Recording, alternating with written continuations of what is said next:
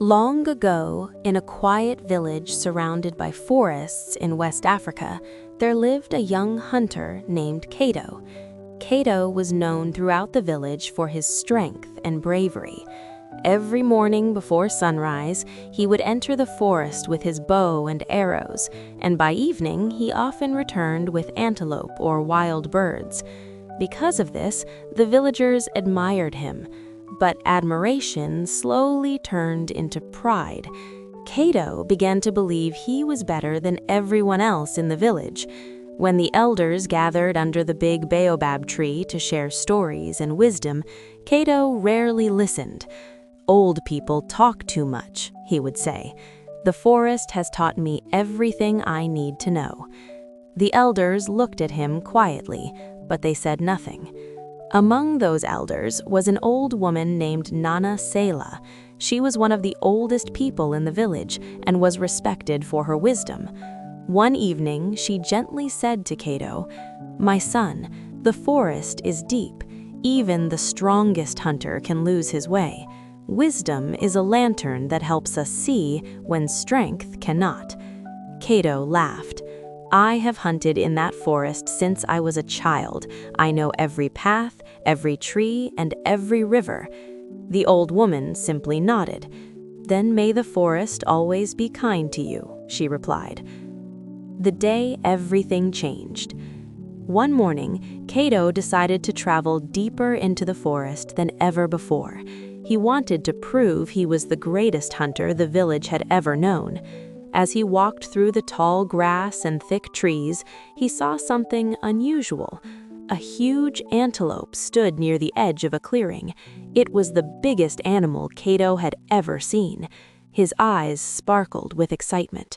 "If I catch this," he thought, "the entire village will praise me." He carefully pulled his bow and shot an arrow. The arrow struck the antelope, but the animal did not fall.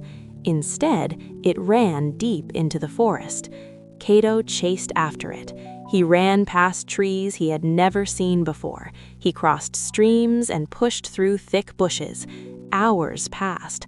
Eventually, the antelope disappeared.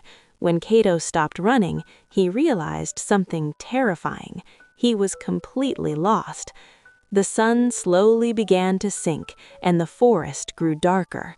Strange sounds filled the air, rustling leaves, distant animal cries, and the wind whispering through the branches.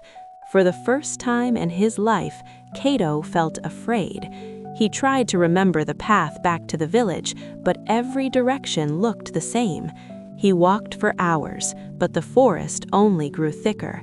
Soon, night fell. A small light in the darkness. Tired and hungry, Kato finally saw a small flickering light in the distance.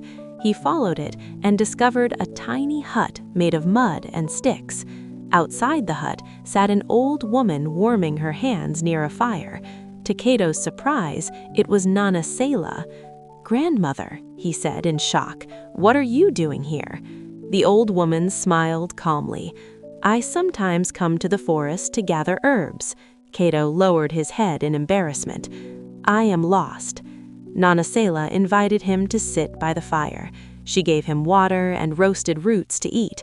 After a long silence, she asked, "Do you still believe the forest has taught you everything?" Kato stared into the fire. "No," he admitted quietly. "Today I learned that strength alone is not enough." The old woman nodded. "The forest teaches many lessons," she said gently. "But the wisest people learn not only from the forest, but also from others." The journey home. The next morning, Nana Sela guided Kato through the forest. She showed him signs he had never noticed before. The direction moss grows on trees, the way certain birds fly toward water, and how the wind carries the scent of the village fires. By afternoon, they reached the edge of the village. The villagers were overjoyed to see Kato safe, but something about him had changed. He was quieter and more thoughtful. That evening, when the elders gathered under the great baobab tree, Kato sat among them and listened carefully. When Nanasela finished speaking, Kato stood and bowed respectfully. "Once I believed strength made me great, but now I understand that wisdom is greater than strength." From that day forward, Kato became not only a skilled hunter, but also a humble man who respected the wisdom of others, and in time, he himself became one of the village elders. Moral of the story: strength may open the path, but wisdom shows the way. If this story inspired you, subscribe for more African wisdom.